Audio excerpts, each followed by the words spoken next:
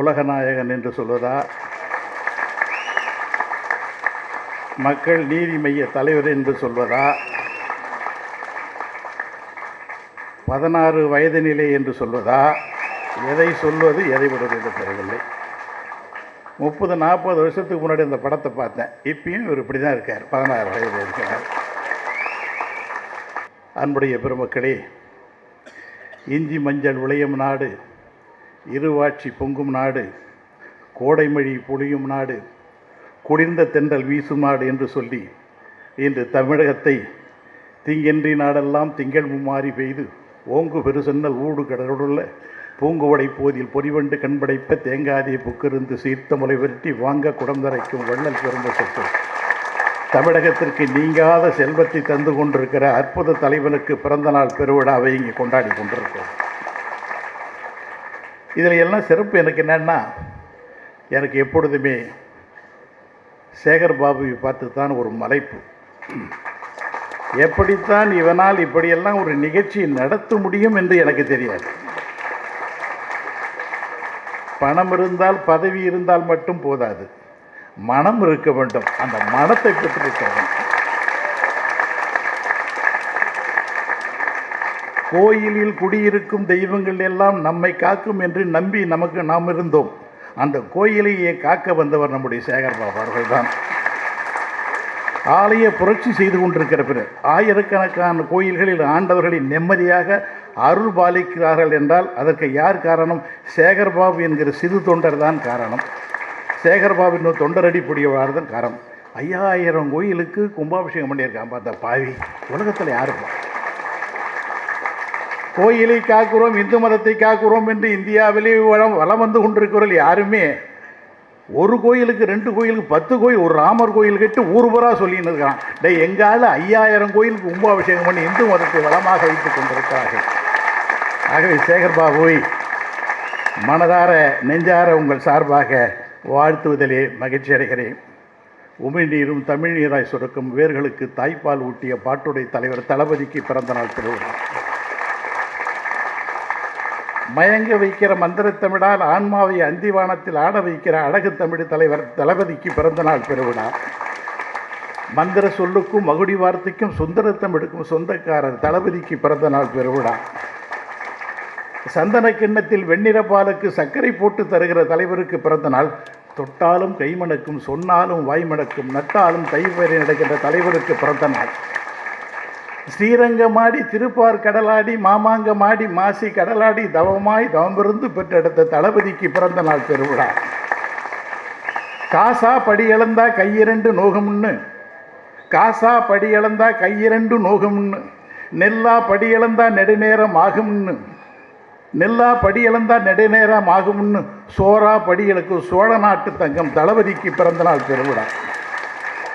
செந்தமிழால் செய்த உடல், செந்தமிழால் செய்த உடல், செங்கோலால் செய்த உரல், வெங்கலத்தால் செய்த குரல், வெற்றிகளால் செய்த கடல், சங்கநூல் சிரித்த குடல், சரித்தெடுத்து ஞானக்கடல், நெஞ்சமெல்லாம் தமிழ் மண்ணை நெஞ்செல்லாம் வாழ்கிற தங்கத் தலைவர் கலைஞருடைய பிள்ளைகளுக்கு பிறந்த நாள் பெருவிழா. சொல்லாண்டு பாடி சுவையாண்டு பாடி பல்லாண்டு பாடி பாச தலைவா இன்னும் ஒரு 100 ஆண்டு வாழ வேண்டும் என்று நாம் வாழ்த்துவோம். அடலேறு மொழித்தமிழாய், அடலேறி மொழித்தமிழாய், இன்ப கடலேறி தனித்தமிழாய், சோலை மடலேறி சுவைத்தமிழாய், உயிரேறி உடனேறி வந்திருக்கிற அருமை உடன்பிறப்புகளே, உங்களுக்கு என்னுடைய பணிவான வணக்கங்கள். மஞ்சள் நிலவாய் மாந்தளிர்கள் மனதேறி வந்திருக்கிற பெருமக்களே, வானம் வானவில்லுக்கு வளைகாப்பு நடத்துகிற ஒரு வசந்த காலத்தை தலைவர் பிறந்திருக்கிறார்கள். சாரங்கன் உதைத்த சரமடையா, வானம் அவிழ்த்து விட்ட வண்ணமடையா என்று சொல்லி வெண்ணிலே இருந்து விடுகிற பனித்துளிகள் மண்ணில் விழுந்து மரணித்து போவதற்கு முன்னால் ஒரு புள்ளியில் விழுந்து புலகாங்கிதம் அடைவதைப் போல மூங்கில் காடுகளில் மூச்சு வாங்குவதற்கு தேங்கி நிற்கின்ற தென்றலைப் போல் தமிழகத்தை காத்துக்கிற தலைவருக்கிற பிறந்த நாட்கள்.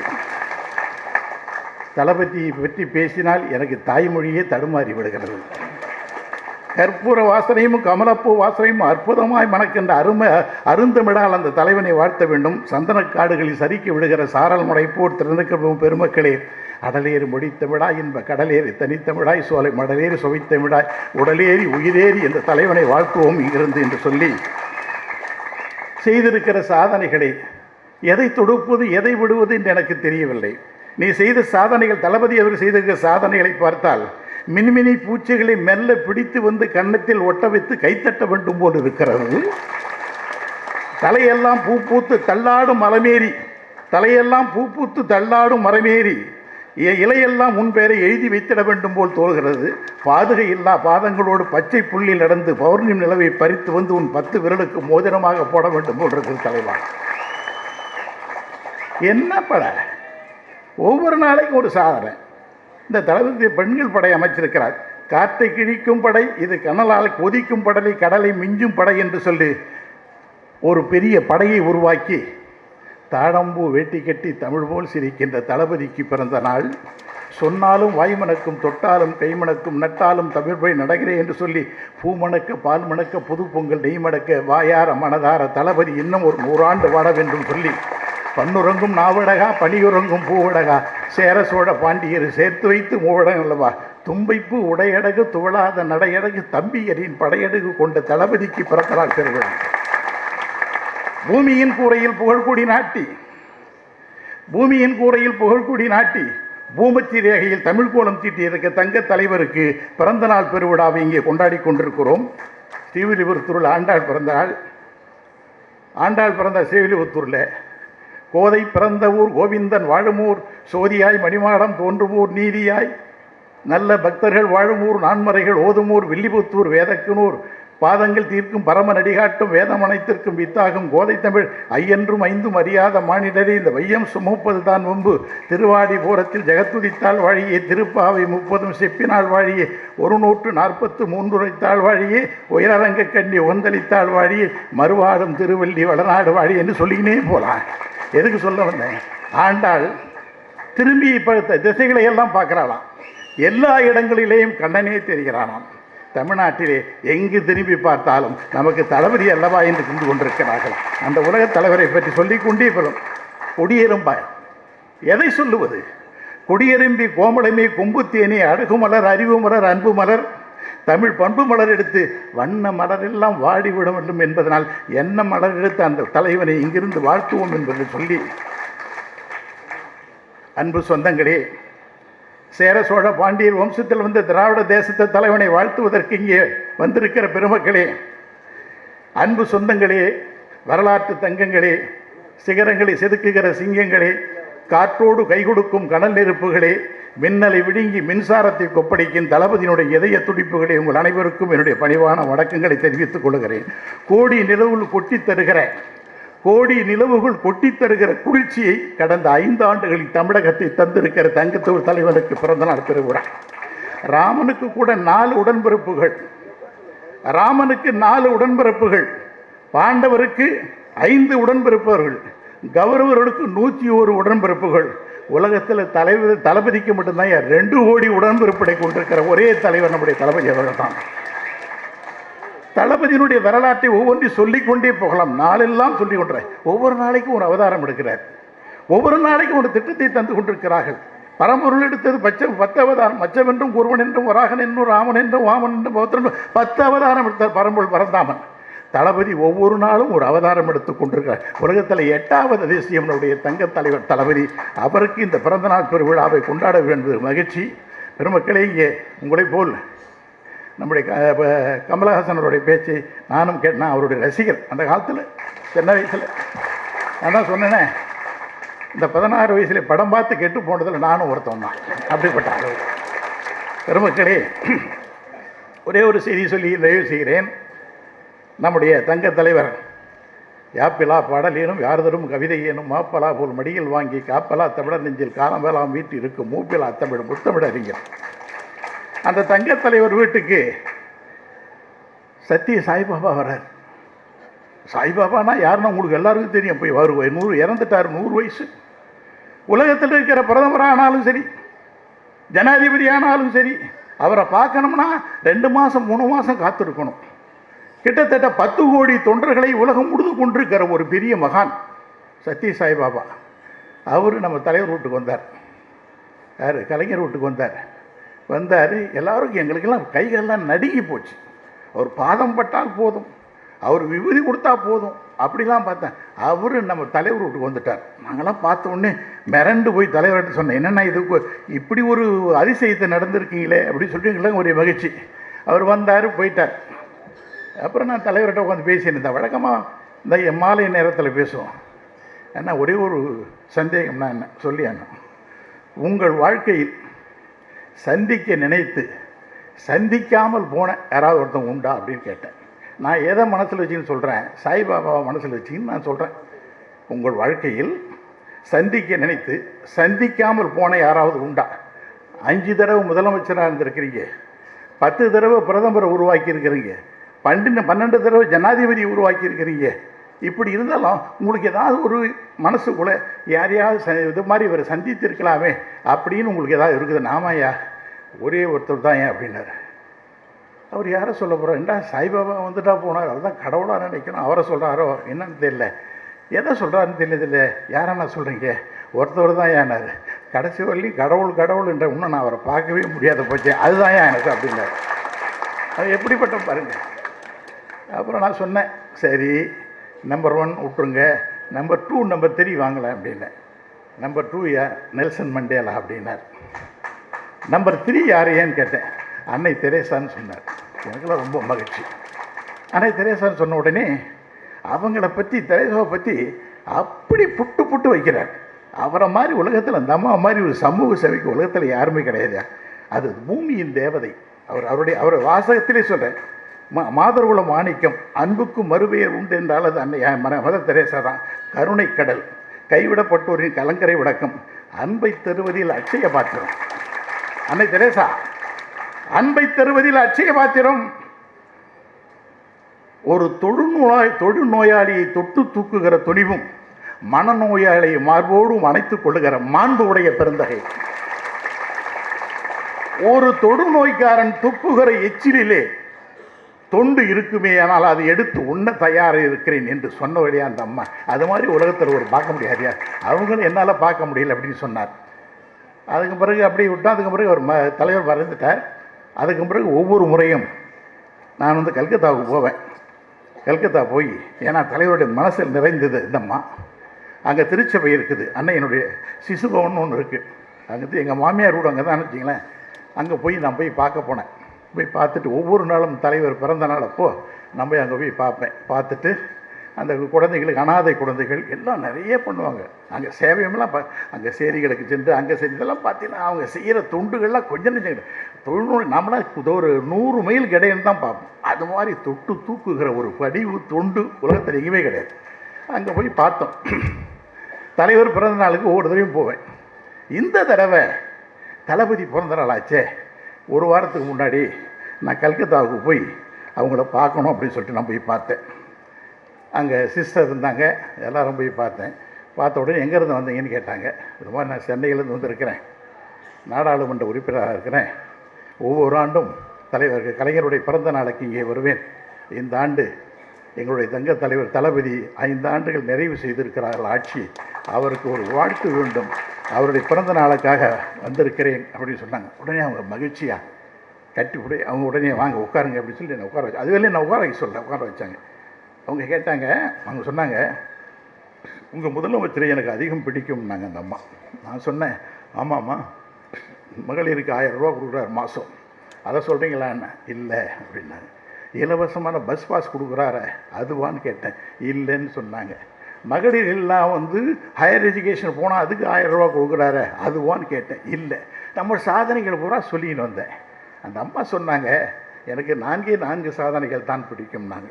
எனக்கு ஒன்றுமே புரியலை, என்னன்னு தெரியும், எதை சொல்கிறாங்க இவங்க அப்படின்னு சொல்லிட்டு எனக்கு அவங்க சொன்னாங்க, தாலாட்டை மறந்து எத்தனையோ தாய்மார்கள் அனாதை குழந்தைகளுக்கு மாதம் 2000 ரூபா கொடுக்குறாரு, உலகத்தில் யாரும் பாடு கேட்டார்.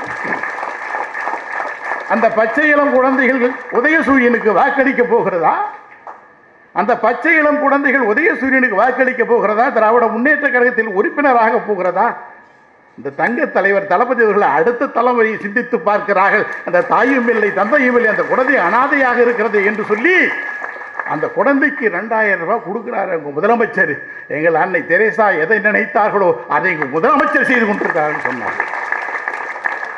எனக்கு உடம்பெல்லாம் செலுத்து போச்சு. அடுத்தது என்னமான்னு கேட்டேன்.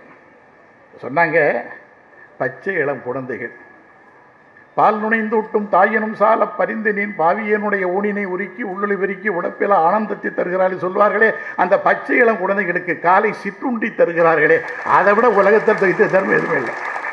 சிற்றுண்டியை வசதிப்படுத்த வீட்டிலே தரலாம். எத்தனையோ இடங்களில் இந்த குழந்தை பச்சை காலை உணவில்லாமல் பள்ளிக்கு செல்கிறார்களே, அவர்களுக்கு உணவு தருகிறாரே எங்கள் ஒரு முதலமைச்சர், அவருக்கு எங்களுடைய வாழ்த்துக்கள் அப்படின்னு சொன்னாங்க. அப்புறம் அடுத்தது என்னம்மான்னு கேட்டேன். அடுத்து சொன்னாங்க, என்ன எவ்வளவு உன்னிப்பாக இந்தியா நம்முடைய தலைவரை எப்படி உன்னிப்பாக கவனிக்கிறது என்பதற்கு இதெல்லாம் எவ்வளோ எடுத்துக்காட்டு. அடுத்து சொன்னாங்க என்னன்னு கேட்டேன். அடுத்தது மூணாவது என்னமான்னு கேட்டேன். துப்புரவு பணியாளர்கள் இருக்காங்க, அவங்க பேரை தூய்மை பணியாளர்கள் மாற்றிருக்காங்க. அது ஒரு விஷயம் இல்லை. அந்த துப்புரவு பணியாளர்கள் 10 மீட்டருக்கு இடையே வந்தாலே ஒரு நாற்றம் அடிக்கும். அவர்கள் உணவில்லாமல் தத்தளித்து கொண்டிருப்பார்கள். அவர்களுக்கு தினமும் டிஃபன் பாக்ஸில் ஐஏஎஸ் ஆஃபீஸருக்கு போகிற மாதிரி சாப்பாடு அனுப்புகிறாரு அவங்க முதலமைச்சர். இதை விட என்ன பண்ணணும்னு கேட்டார்.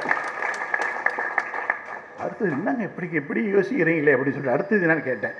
அடுத்தது அவங்க சொன்னாங்க, இந்த தேசத்தில் இந்தியா சுதந்திரம் பெற்று இத்தனை நாட்கள் ஆகியிருக்கிறது, இந்த ஜாதி மத பேர் இன்னும் போகாமல் இருக்கிறது. ஆகவே இங்கே என்ன பண்ணியிருக்காரு உங்கள் தலைவர் முதலமைச்சர், காலனி என்கிற பெயரை எடுத்திருக்கிறார்கள் அப்படின்னாரு. எனக்கு என்ன ஒன்றும் விளங்கலை. என்ன சொல்கிறீங்கன்னா, இன்றைக்கி கிராமத்தில் போனீங்கன்னா ஊர் ஒரு பக்கம் இருக்கும், காலனி ஒரு பக்கம் இருக்கும். காலனின்னா இப்போ நம்ம தாழ்த்தப்பட்டவர்கள் இருக்கிற இடம் அப்படின்ற மாதிரி பிரித்து பார்க்கிறது, அப்படிலாம் இருக்கக்கூடாதுன்னு சொல்லி உங்கள் முதலமைச்சர் காலனி என்கிற பெயரை எடுத்திருக்கிறார்களே, இதை விட உலகத்தில் சிறப்பு என்னப்பா இருக்குது அப்படின்னு சொன்னார். அப்போ சொன்னாங்க, என்னம்மா நீங்கள் எதை சொல்ல வரீங்க அப்படின்னு கேட்டேன்.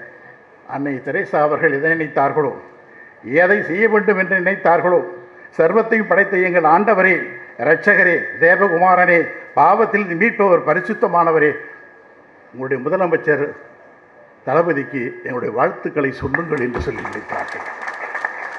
எவ்வளவு உன்னிப்பாக பார்க்குறாங்க பாருங்க. தமிழகம் செழிப்பாக இருக்கிறது. இங்கே நம்ம சொல்வேந்தர் சுகிசிவம் நல்லா சொன்னார், அற்புதமாக சொன்னார். எப்படிப்பட்டது? ஆபிரகாம் லிங்கன் தானா சர்ச்சைக்கு போனானா, அது பாதிரியார் கூட்டு கேட்டாராம், சொர்க்கத்துக்கு போகிறவங்களாம் எழுந்து நில்லுங்க அப்படின்னாராம். நாமளாம் என்ன பண்ணுவோம், அத்தனை பேர் 2 கையை தூக்கிடுவோம் சொர்க்கத்துக்கு போகிறோம். இந்த ஆபிரகாம் லிங்கம் மட்டும் கையை கட்டிட்டு உட்காந்துருந்தானா, ஏண்டான்னு கேட்டானா. பாதிரியார் கூட்டு கேட்டார், எல்லாம் சொர்க்கத்துக்கு போகிறது துடிக்கிறான், எந்த கையை தூக்கி நிற்கிற, நீ மட்டும் ஏன்டா என்ன, நான் சொர்க்கத்துக்கு போக மாட்டேன்னு, அமெரிக்காவை சொர்க்க பூமியாக மாற்றுகிறேன், அதற்காக நான் இங்கே இருக்க போகிறேன். அதுதான் தமிழகத்திலே தங்க தலைவர் தளபதி செய்து கொண்டிருக்கிறார்கள். 50% கார் கார் உற்பத்தி ஆகுதுன்னு சொன்னால் தமிழ்நாட்டிலிருந்து போகுது. 10 லட்சம் கோடி இன்வெஸ்ட்மெண்ட் இங்கே வந்து இருக்குது. இதுவரையிலிருந்து கிட்டத்தட்ட 1 கோடி பேருக்கு வேலை வாய்ப்பை தந்திருக்கிறார்கள். நம்முடைய மாண்புமிகு பிரதமர் அவர்கள் சொன்னார்கள், ஆட்சி பொறுப்பேற்றவுடன் ஒவ்வொரு குடும்பத்துக்கு 15 லட்சம் ரூபா, ஆண்டுக்கு 2 கோடி ரூபா வேலை, 2 கோடி பேருக்கு வேலை சொன்னார். 2 பேருக்கு கூட வேலை கொடுக்கல. 15 லட்சம் கொடுக்குறேன்னு சொன்னார், 10 பைசா கொடுக்கல. எதுவுமே நடக்கலை. ஆனால் தளபதி அவர்கள் ஒரு அமைதி புரட்சி செய்து கொண்டிருக்கிறார்கள். தமிழக வரலாற்றில் எங்கேயுமே இதுவரை எந்த மாநிலத்திலும் கிடையாது. உலகத்தில் யாருப்பா இந்த டாலஸ்ட் லீடர் இந்த வேர்ல்டு? தளபதி அவர்கள். இங்கிலாந்து பிரதமர் தமிழகத்தில் நடக்கிற இந்த திட்டங்களை எல்லாம் அந்த மாநில அந்த நாட்டுக்கு எடுத்து செல்லுகிறான். கனடாவிலே இருக்கிறவன் தமிழ்நாட்டில் என்ன திட்டங்கள் இருக்கிறது அதை எங்கள் நாட்டிற்கு நாங்கள் எடுத்து செல்கிறோம் என்று சொல்கிறான். அது ஒரு காலத்தில் பார்த்தீங்கன்னா தொழிற்சாலை வேண்டும் சொன்னான். டெல்லியில் வந்து இறங்கின உடனே அவனை பக்கத்தில் இருக்கிற தாஜ்மஹாலை காட்டி அனுப்பி விடுவாங்க. டெல்லியில் இறங்கின உடனே அவன் கேட்குற கேள்வி, தமிழ்நாடு எங்கே இருக்கிறதுன்னு கேட்கிறான். அதுக்கு அடுத்த கேள்வி, முதலமைச்சரை சந்திக்க வேண்டும் என்று கேட்கிறான். தொழிற்சாலை தொடங்க வேண்டும் என்றால் உலகத்திலேயே தமிழ்நாட்டில் தான் சுயமாக நன்றாக தொழில் செய்ய முடியும், அற்புதமையான பூங்காவாக தமிழகம் திறந்து கொண்டிருக்கிறது. இப்படி பல்வேறு வகையான நல்ல திட்டங்கள் 5 ஆண்டுகளில் யாருமே செய்ய முடியாது, யாருமே சொல்ல முடியாது. ஒவ்வொரு நாளும் ஒரு திட்டம். எனக்கு எல்லாத்த விட நான் நெகிழ்ந்து போனது, சொன்னார், எல்லாரும் போய் கேட்டார். நம்ம போய் கேட்போம், நம்ம ஊருக்கு என்ன, ஊரில் என்ன குறை கேட்போம். அதாவது கடை இல்லை, தண்ணி இல்லை, ரோடு இல்லை, இதான் கேட்போம். அவர் தளபதி சொன்னார், நீங்கள் ஒவ்வொரு இடம் போய் சொல்லுங்கள், ஒவ்வொருவரையும் கேளு, உங்கள் கனவு என்ன என்று கேளுங்கள். உலகத்தில் பாருங்கள் சார் எப்படிப்பட்ட தலைவர். உங்கள் கனவை சொல்லுங்கள், அந்த கனவை நாங்கள் நிறைவேற்றுகிறோம், கனவை கேட்டு வாருங்கள் என்று சொல்லி கேட்டு சொல்லுகிற ஒரு அற்புதமான தலைவர். அந்த தலைவருடைய பிறந்தநாள் பெருவிழா இவ்வளவு சிறப்பாக, அதுவும் நம்ம கிழக்கு மாவட்டத்தில் நம்ம சேகர மிஞ்சறதுக்கு ஆளே கிடையாது. இன்விடேஷன் போட்டாலே அப்படி போடுவான். இன்விடேஷனே மாஸ்டர். இவனுக்கு வந்து அடுத்த வருஷம் இவனுக்கு ஒரு கின்னஸ் ரெக்கார்டை கொடுத்து விட்டுருந்தோம் நமக்கு. அந்த அளவுக்கு ஆனால் அவ்வளவு ஈர்ப்போடு இந்த நிகழ்ச்சி பார்த்தீங்கன்னா, நாங்களாம் ஒரு சாதாரண ஆள், எங்கேயோ இருக்கிற ஒரு சாதாரண 10 தடவை ஃபோன் பண்ணி இத்தனை மணிக்கு நிகழ்ச்சி, இத்தனை மணிக்கு புறப்படுங்க, இத்தனை மணிக்கு வாங்க அப்படின்னு சொல்லிட்டு ஒன்றொன்றையும் பார்த்து பார்த்து செய்கிற என் பாசத்திற்குரிய சகோதரன், என்றைக்கும் தளபதியினுடைய இதயத்திலே தளபதியை போய் சாதாரணமாக யாரும் நெருங்கவே முடியாது. அவரையே வியக்க வைக்கிற ஒரு பெரும் ஆற்றல். நாங்கள் திருப்பத்தூருக்கு போனோம். அந்த ட்ரெயின் 7:45, நான் தலைவர் 2 பேர் தான் ட்ரெயினில் போகிறோம். நான் போன உடனே பார்த்தீங்கன்னா ஒரு 5000 பேர் காலையில் லேடிஸை நிற்க வச்சு அத்தனை பேரையும் தலைவருக்கு வரவேற்பு கொடுத்து தலைவர் ட்ரெயினில் ஏறி மிரண்டு போயிட்டார். இவங்கெல்லாம் இங்கே வந்து 7 மணிக்கு ரயில்வே ஸ்டேஷனுக்கு வரணும்னா வீட்டை விட்டு 4 மணிக்கு புறப்பட்டுருக்கணுமாப்பா, எப்படிப்பா இவங்கெல்லாம் வந்தாங்கண்ணே? அதுதானே சேகர்பாபு அப்படின்னு சொன்னேன். அந்த அளவுக்கு சேகர்பாபு தலைவருடைய நெஞ்சத்திலே நீக்கமரம் நிறைந்திருக்கிறான். மீண்டும் தமிழகத்திலே 7வது முறையாக அங்கே தங்க தலைவர் ஆட்சி பொறுப்பேற்க வேண்டும். வாஞ்சிநாதன் ஆஷ்துறையை சுட போகிறான். சுடுறதுக்கு விட்டு கிளம்புறான். அப்போ ஒரு கடிதம் எழுதி விட்டு போகிறான் வாஞ்சிநாதன். ஏன்னா வஉசி சிவாவையும் ரொம்ப துன்புறுத்துறான் அந்த கலெக்டர். அவனை சுடுறதுக்கு விட்டு கிளம்புறான். ஒரு கடிதம் எழுதி விட்டு செல்கிறான். அந்த கடிதத்தில் என்ன எழுதுகிறான்? நான் புறப்படுறேன், இந்த தேசத்துக்கு விடுதலை வேண்டும் என்பதற்காக புறப்படுகிறேன். நான் திரும்பி வருவேன்னு வரமாட்டேனும். சுதந்திரம் கிடைத்தால் மட்டும்தான் இந்த வீட்டிற்கு மீண்டும் வருவேன். ஒன்று இல்லைன்னா இறந்துட்டேன்னு வச்சுங்க, என்னுடைய பிணம் கூட என்னுடைய வீட்டிற்கு வரக்கூடாது, இந்த தேசம் விடுதலை ஆகிற வரையில் என்று சொல்லி சூளுரைத்து விட்டு சென்றான். அதே போன்று தான் இன்றையிலிருந்து நாம் சூளுரை எடுக்க வேண்டும். அந்த தங்க தலைவன் மீண்டும் ஒரு ஆட்சியிலே முதலமைச்சராக 7வது முறையாக பொறுப்பேற்கும் என்று சொல்லி வாய்ப்புக்கு நன்றி பாராட்டி விடைபெறுகிறேன். நன்றி, வணக்கம்.